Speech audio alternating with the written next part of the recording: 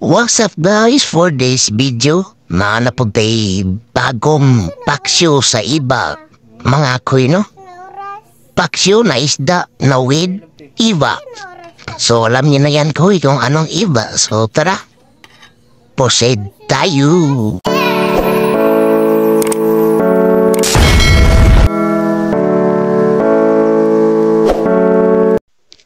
What's up koy? Sa video na to ako magluto ako ng isda na bagong huli. At saka yung ito yung iba kahoy.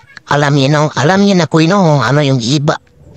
Ang sarap pala ihalo sa amin yan koy, sa paksiw at saka sa sa mga kinilaw.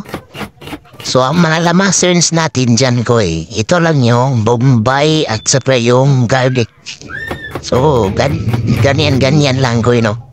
Alam nyo kakoy, ang sarap pala ihalo sa kinilaw rin tong koy no. Ang sarap pala ihalo sa inilaw ang iba.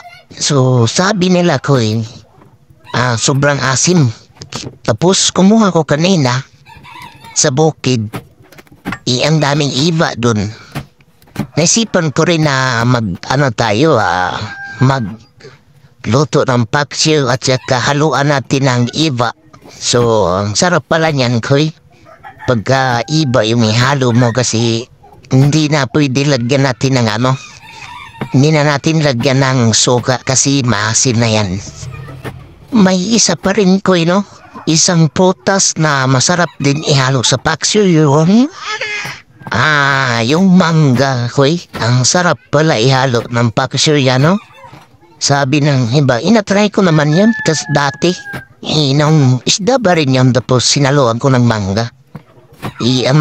Napatasarap pala.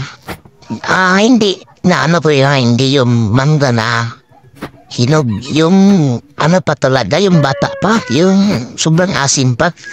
Ang sarap talaga ihalo naman ganitong luto. Spaksyo at saka kinilaw. So, ganyan lang koy no.